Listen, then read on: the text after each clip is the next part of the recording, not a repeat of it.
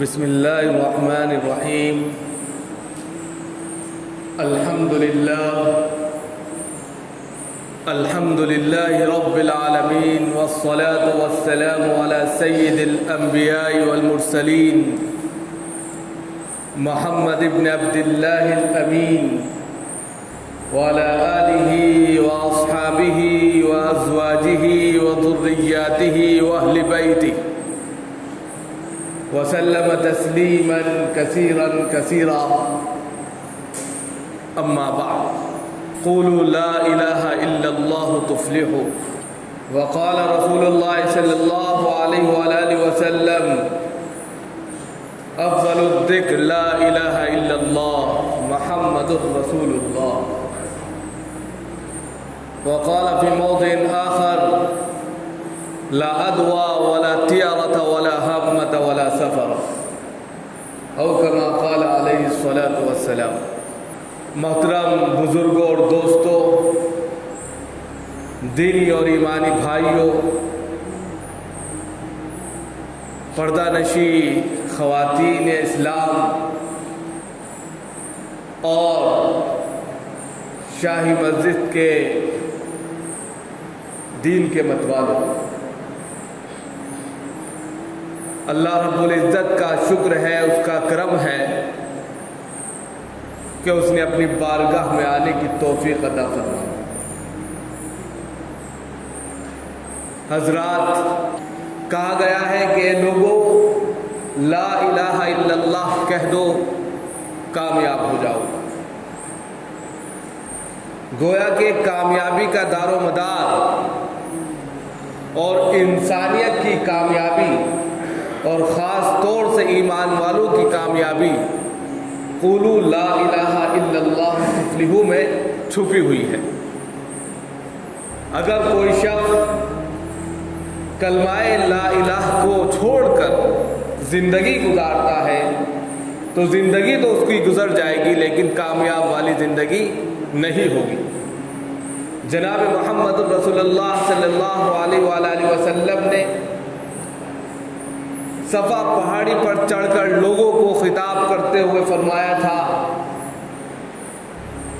اور ایک نعرہ بلند کیا تھا: یا صباحا.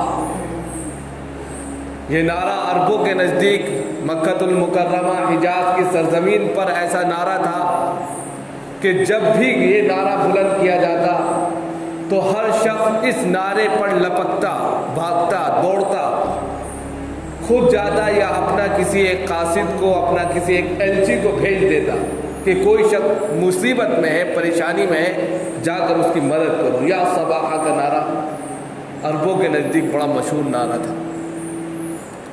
جناب محمد رسول اللہ صلی اللہ علیہ وسلم صفا پہاڑی پر چڑھتے ہیں اور چڑھنے کے بعد یا صباحا کا نعرہ بلند کرتے ہیں. لوگ خوب سارے جمع ہو جاتے ہیں. پھر آپ ان سے مخاطب ہو کر ایک خطاب کرتے ہیں، چند باتیں کرتے ہیں اور اس کے بعد پھر دعوت کا فریضہ انجام دیتے ہیں. وہ کہتے ہیں کہ اگر میں یہ کہوں کہ اس پہاڑی کے پیچھے ایک فوج ہے جو تم پر حملہ کرنا چاہتی ہے، حملہ آور ہے، کیا تم اس کو سچ مانو گے یا جھوٹ؟ تمام کے تمام لوگوں نے کہا ہم سچ مانیں گے، اس لیے کہ آپ ھذا امین ھذا صادق، آپ سچے ہیں، آپ امانت دار ہیں. ہم نے پوری زندگی آپ کی دیکھی ہے، آپ نے ہمیشہ سچ کا ساتھ دیا ہے، صداقت کا ساتھ دیا ہے اور سچائی کے ساتھ میں آپ نے ہمیشہ بولا ہے اور امانت داری کے ساتھ میں آپ نے زندگی گزاری ہے. اس لیے جھوٹ بولنے کا کوئی مطلب ہی نہیں بنتا یہاں پر آپ کا. اور دوسری بات جو ٹیکنیکل ہے وہ یہ ہے کہ آپ پہاڑی پر چڑھے ہیں، پہاڑی کے اوپر آپ براجمان ہیں، کھڑے ہیں، ہم لوگ نیچے نشیب پر ہیں، زمین کی سطح پر ہیں، ہم اوپر کی اور دوسری طرف کی چیز نہیں دیکھ سکتے. آپ ادھر بھی دیکھ سکتے ہیں، آپ پہاڑی کے اس پار بھی دیکھ سکتے ہیں. لہذا آپ جس چوٹی پر کھڑے ہیں اس بنیاد پر بھی ٹیکنیکل جو سائنس کہتی ہے، جو دماغ کہتا ہے، وہ یہ ہے کہ آپ اوپر کھڑے ہونے کے ناطے اس طرف کو بھی دیکھ رہے ہیں اور اس طرف بھی دیکھ رہے ہیں، اس لیے آپ سچے ہیں۔ اس کے بعد آپ صلی اللہ علیہ وسلم نے کہا کہ لوگوں قولوا لا الہ الا اللہ تفلحوا، لوگوں لا الہ الا اللہ کہہ دو کامیاب ہو جاؤ۔ سارے کے سارے لوگ سن کر تتر بتر ہو گئے۔ خود ابو لہب آپ صلی اللہ علیہ وسلم کے چچا تھے، انہوں نے نازیبا الفاظ استعمال کیے آپ صلی اللہ علیہ وسلم کی شان میں۔ اللہ رب العزت نے اس کے اوپر لعنت کی، پھٹکار کی، اور پوری ایک سورہ لہب اتار دی، تبت یدا ابی لہب وتب ما اغنی عنہ مالہ وما کسب، پوری کی پوری سورت اتار کر جناب محمد الرسول اللہ صلی اللہ علیہ وآلہ وسلم کی دعوت کا مشن اور دعوت کا آغاز اسی صفا پہاڑی سے ہوتا ہے، جہاں پر آپ نے لوگوں کو علل اعلان فاصدع بما تؤمر وارد عن المشرکین وانذر عشیرتک الاقربین واخفض جناحک لمن اتبعک من المؤمنین۔ یہ الفاظ جب آپ صلی اللہ علیہ وسلم کے اوپر نازل ہوئے، یہ وحی نازل ہوئی، تو آپ سے کہا گیا کہ کھلم کھلا دعوت کا علل اعلان کر دو، کھلم کھلا اللہ کے پیغام کو لوگوں تک پہنچا دو، اور مشرکین سے اعراض کرو، ان سے کنارہ کشی اختیار کرو، اور جو مومن ہیں ان کے لیے اپنے کاندھوں کو جھکا دو، نرم گفتگو کرو۔ وَخْفِضْ جَنَاحَكَ لَمَنِ اتَّبَعَكَ مِنَ الْمُؤْمِنِينَ، جنہوں نے آپ کی پیروی کی ہے ان کے لیے آپ نرم بن جائیں اور ان کو دین کے تعلق سے سرگرم کریں۔ یہ پیغامات تھے، اور اس کے بعد آپ نے قولوا لا الہ الا اللہ تفلحوا کی صدا سب کے سامنے بلند کر دی۔ اس میں سے بہت سے لوگ ایسے تھے جو آپ کی صدا پر لبیک یا رسول اللہ لبیک کہتے ہوئے آفری اسلام میں داخل ہو گئے، اور اسلام اور ایمان کی دولت سے سرشار ہو گئے اور آباد ہو گئے، کامیاب ہو گئے۔ اس میں کچھ لوگ ایسے ناکام بھی تھے، یا کہیے بدبخت تھے، بدقسمت تھے کہ وہ ناکام ہی رہے، اور ان پر اللہ کی لعنت برسی اور اللہ کی پھٹکار برسی اور برس رہی۔ اب یہاں سے ہمیں پتہ چلتا ہے کہ لا الہ الا اللہ اللہ کے نزدیک کامیابی کا ایک بہترین منتر ہے، یعنی اللہ کے نزدیک اگر کوئی سرخرو ہونا چاہتا ہے، اس کے دربار میں بہترین کامیابی حاصل کرنا چاہتا ہے، تو سب سے پہلے وہ لا الہ الا اللہ کا کہنے والا ہو۔ اور حدیث میں آتا بھی ہے بنی الاسلام علی خمس شہادت اللہ الہ الا اللہ واشہد ان محمدا عبدہ ورسولہ واقام الصلاۃ وایتاء الزکاۃ والحج وصوم رمضان۔ یہاں اسلام کی جو بنیاد کو پیش کیا گیا ہے، اسلام کے جو ڈھانچے کو پیش کیا گیا ہے، اسلام کی جو عمارت کو پیش کیا گیا ہے، اس کو کہا گیا ہے کہ عمارت جو ہے، جو اسلام کا ڈھانچہ ہے، 5 کھمبوں پر کھڑا ہے، 5 ستونوں پر براجمان ہے، 5 ستونوں پر اس کی عمارت قائم اور دائم ہے، 5 پلروں پر وہ جو ہے اپنے آپ کو مضبوط کیے ہوئے۔ اسلام کی جو بنیاد ہے، جس طرح ایک عمارت کی بنیاد ہوتی ہے اور وہ عمارت ان کھمبوں پر کھڑی ہوتی ہے، اسی طریقے سے اسلام کی جو بنیاد ہے وہ 5 ستونوں پر قائم ہے۔ بنی الاسلام علی خمس شہادت اللہ الہ الا اللہ، سب سے پہلا جو اہم کھمبا ہے اس کا، جو کہہ سکتے ہیں مرکزی کھمبا ہے، جس کے اوپر پوری عمارت کا زور اور وزن ہے، وہ کلمہ شہادت ہے۔ الشہادۃ لا الہ الا اللہ واشہد ان محمدا عبدہ ورسولہ، اس بات کی گواہی دینا کہ اللہ کے سوا کوئی معبود نہیں ہے، اور جناب محمد الرسول اللہ صلی اللہ علیہ وسلم اللہ کے بندے اور اس کے رسول ہیں۔ زبان سے اقرار کرنا ہے، دل سے تسلیم کرنا ہے، تب جا کر ایک شخص جو ہے اسلام میں داخل ہوتا ہے۔ تو یہ وہ مرکزی کھمبا ہے، اس کے بغیر اسلام نہیں ہے. یعنی کہ یہ وہ مرکزی کہہ سکتے ہیں کہ گیٹ ہے کہ اس کے ذریعے ہی انسان جو ہے اسلام میں داخل ہوتا ہے. اور اسلام میں داخل ہونے کے لیے سب سے پہلے زبان سے اور دل سے اس کا اقرار کرنا ہوگا. اور اگر زبان سے اور دل سے اقرار نہیں کیا اور صرف زبانی کہہ دیا تو پھر مزہ نہیں ہے. لہذا دل کے اندر تڑپ ہو، زبان میں وہ تاثیر ہو کہ جب یہ کلمہ نکلتا ہو تو آپ کا وجود اس کے کلمے کو محسوس کرتا ہو. جب کلمہ لا الہ الا اللہ پڑھا جاتا ہو تو آپ کے جسم کے اندر وہ تازگی پیدا ہوتی ہو کہ واقعی میں اس سے پاور مل رہی ہے اور یہ اللہ رب العزت کی طرف سے دی گئی ہے. کہتے ہیں کہ من قال لا الہ الا اللہ دخل الجنہ. حدیث میں یہ بھی آتا ہے کہ جس شخص نے کلمہ لا الہ الا اللہ کہا جنت میں داخل ہو گیا. تو جنت میں صرف کہنے سے داخل ہو گیا. کلمہ لا الہ الا اللہ کے اندر جو پیغامات ہیں ان کو جس نے تسلیم کر لیا، اس نے جن کو مان لیا، وہ جو ہے دخل الجنہ، جنت میں داخل ہو گیا. اب کلمہ لا الہ الا اللہ کا پیغام کیا ہے، میسج کیا ہے، اس کا سندیش کیا ہے، اس کو بھی ہمیں جاننا چاہیے.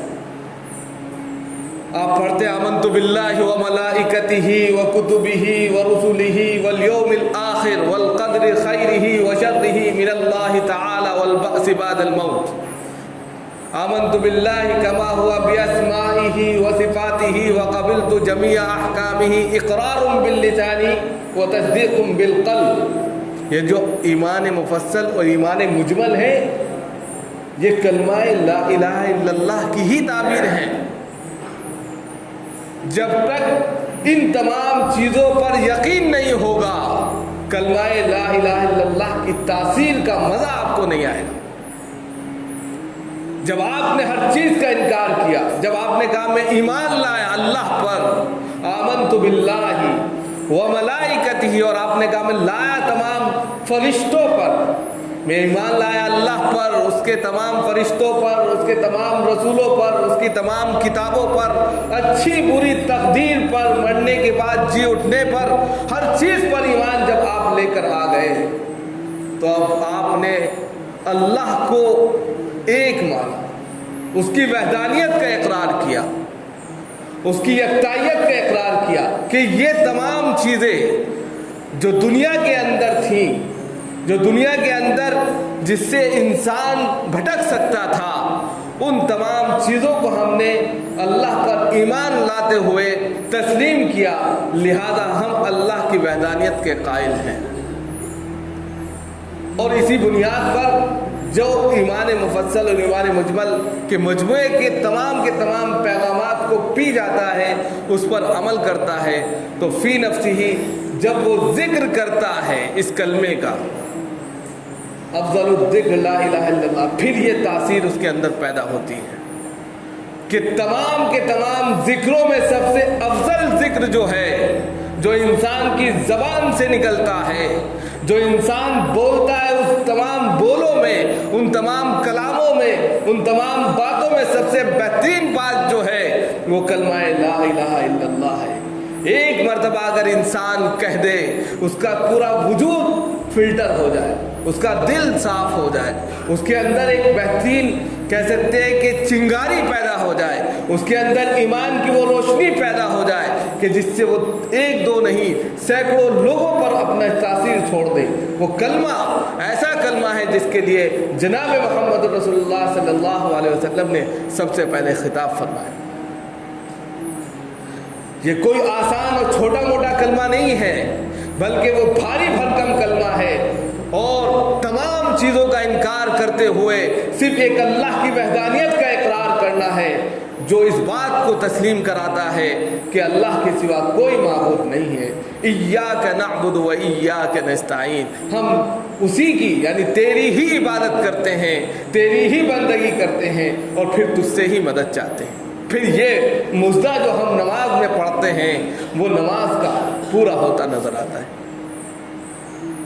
اب اس چیز کو بھی سمجھنا چاہیے کہ ایک دوسری جگہ قرآن کی آیت ہے اور اس میں جو اس کو نہیں مانتے، جو کلمہ لا الہ الا اللہ کے اندر کسی کو شریک کر لیتے ہیں، کسی کو ساجی ٹھہرا لیتے ہیں، اس کا گناہ بڑا سخت ہے۔ ان اللہ لا یغفر ان یشرک بہ ویغفر ما دون ذلک لمن یشاء ومن یشرک باللہ فقد ضل ضلالا بعیدا۔ اللہ رب العزت کہہ رہے ہیں کہ میں سب کچھ معاف کر سکتا ہوں اگر میرے ساتھ، میری وحدانیت میں، میری صفات میں، میرے تمام کے تمام ناموں میں، میری ذات میں کسی نے کسی کو شریک کیا، اس کو ہرگز نہیں معاف کروں۔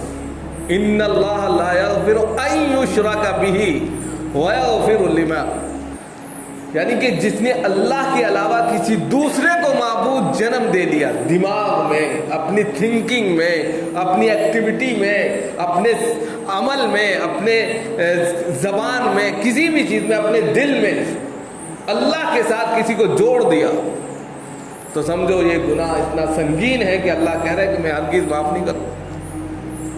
اب ہمیں اپنی ذہن کی ذہن سازی کرنی ہے، ہمیں پھر سے غور و فکر کرنا ہے کہ کہیں ایسا تو نہیں ہے کہ ہم نے اللہ کے ساتھ میں کسی اور کو بھی شریک کر لیا۔ عبادت صرف اللہ کی ہے، سجدہ اللہ کو کیا جائے گا۔ اگر یہی سجدہ ہم کسی اور جگہ کرتے ہیں تو اللہ کے ساتھ میں ہم شریک کر رہے ہیں۔ ہم نماز، روزہ، زکوٰۃ، حج، یہ سارے اعمال اللہ کے لیے خاص ہیں کہ اگر یہی چیز اٹھا کر ہم کسی اور کے لیے کرنے لگے، کسی اور کو بڑا ماننے لگے تو اللہ کے ساتھ میں شرک کیا، شریک کیا، سازی کیا، لہذا اللہ اس کو نہیں معاف کرے۔ بالکل صاف میسج ہے اللہ کا۔ تو سب سے پہلے ہم بالکل وحدانیت کا اقرار کریں کہ اللہ کے علاوہ کوئی بھی معبود نہیں ہے، اس کے علاوہ کوئی بندگی کے لائق نہیں ہے، وہی یوم جزا کا مالک ہے، وہی sustainer of the day of judgement ہے، وہی ہر چیز کا پالنے والا ہے، وہی ہر چیز کو ختم کرنے والا ہے، وہی کل من علیہا فان ہے، وَيَبْقَى وَجْهُ رَبِّكَ ذُو الْجَلَالِ وَالْإِكْرَامِ ہے، وہی ہر چیز کو بنانے اور بگاڑنے والا ہے، اس کے علاوہ کوئی ذات نہیں ہے۔ یہ چیز ہمیں پہلے تسلیم کرنی ہے، اور ہم صرف اور صرف اگر جھک سکتے ہیں تو خدا کے سامنے جھک سکتے ہیں، اس سے اپنا ہاتھ پھیلا کر، جھولی پھیلا کر مانگ سکتے ہیں۔ اس کے علاوہ کسی ذات میں، کسی شخصیت میں، کسی انسان میں وہ طاقت نہیں ہے کہ اس کے سامنے جھکا جائے، اس سے مانگا جائے، اور یہ چیز واضح ہے۔ اب اسی کے ساتھ ساتھ جب ہم نے کلمہ لا الہ الا اللہ کو تسلیم کر لیا، مان لیا، ایمان لے آئے اللہ پر، اس کے رسولوں پر، اس کی کتابوں پر، اس کے احکامات پر، اب قرآن کہہ رہا ہے، احادیث نبویہ کہہ رہی ہے، تو ان کو ہمیں ماننا ہے۔ ترکت فیکم امرین، آپ صلی اللہ علیہ وسلم نے کہا تھا میں دو چیزیں چھوڑ کر جا رہا ہوں، کتاب اللہ و سنت رسول اللہ، لہذا جس نے بھی ان دونوں چیزوں کو پکڑے رکھا وہ کامیابی اور ہدایت کے راستے پر ہے۔ اب سفر کا مہینہ ہے، سفر کی آج جو ہے 2 تاریخ ہے، اور سفر کے تعلق سے حدیث میں آتا ہے لا عدوى ولا طیرۃ ولا حامۃ ولا سفر۔ عام طور پر سفر کے مہینوں کو عوام الناس منحوس مہینے سے یاد کرتی ہے، حدیث میں آتا ہے۔ عام طور پر جو رواج ہے کہ یہ مہینہ منحوس مہینہ ہے، اس میں جو بھی کام ہوتا ہے منحوسیت کی نظر ہو جاتا ہے، کام بگڑ جاتا ہے، کام اچھا نہیں ہوتا ہے، کام خراب ہو جاتا ہے، یہ ذہن میں بیٹھ گیا لوگوں کی، جبکہ اسلام میں اس کی کوئی حقیقت نہیں ہے۔ اسلام اس کو ریجیکٹ کرتا ہے، نیگلیکٹ کرتا ہے، کلی طور پر اس کو مانتا ہی نہیں ہے۔ اب اگر کوئی شخص یہ سوچ لے کہ سفر کا مہینہ چل رہا ہے، ہمیں یہ کام نہیں کرنا چاہیے، یہ غلط ہے۔ سب دن، سب مہینے، سب وقت برابر ہیں، کوئی منحوس نہیں ہوتا۔ اگر منحوسیت ہوتی تو 3 چیزوں میں ہوتی، حدیث میں یہ بھی آتا ہے، اگر منحوسیت ہوتی تو 3 چیزوں میں ہوتی، لیکن ان میں بھی منحوسیت نہیں ہے۔ لیکن فی نفسی اگر ہوتی تو 3 چیزوں میں ہوتی، ایک عورت میں، دوسرے گھوڑے میں، اور تیسرے مکان میں۔ عورت میں یہ کہ وہ صحیح نہیں ہے، اس کے آنے سے سب گڑبڑ ہو گیا، لیکن ایسا اسلام مانتا نہیں ہے۔ گھوڑے میں اس وقت گھوڑے بہت کام کرتے تھے، اڑیل ہو گیا، چل نہیں رہا ہے، پیچھے ہٹ رہا ہے، بیٹھ جا رہا ہے، مالک کو گرا دے رہا ہے، گھوڑا، یہ منحوسیت کا ذریعہ ہو سکتا تھا۔ تیسرے مکان جس میں گئے وہاں جا کے بیمار پڑ گئے، یا جو ہے وہاں کی آب و ہوا صحیح نہیں آئی، وہاں جا کر جو ہے پورا کا پورا سسٹم ہی بدل گیا۔ تو ان 3 چیزوں میں تو ہو سکتی تھی منحوسیت، لیکن پھر بھی ان 3 چیزوں میں اسلام نے منحوسیت نہیں مانی ہے۔ لہذا مہینوں کے اندر مان لینا، دنوں کے اندر مان لینا، وقت کے اندر مان لینا منحوسیت، یہ سراسر غلط ہے۔ یہ ذہن کی ایسی پیداوار ہے جس کو آپ نے جنم دے لیا ہے، لہذا اس کو ختم کرنا چاہیے، اس کا شریعت سے کوئی تعلق نہیں ہے۔ لہذا ہم کو اسلام اس بات کا پیغام دیتا ہے کہ ہم اللہ والی زندگی گزاریں، اللہ کو مانتے ہوئے زندگی گزاریں، اور خالی وقت میں جتنا وقت ہو سکے کلمہ لا الہ الا اللہ کا ورد رکھیں، اس لیے کہ تمام ذکروں میں سب سے افضل ذکر جو ہے وہ کلمہ لا الہ الا اللہ ہے۔ اس لیے خالی وقت میں ہم کلمے کا ورد رکھیں، تسبیح پڑھیں۔ اللہ تعالی ہم سب کو عمل کی توفیق مرحمت فرمائے۔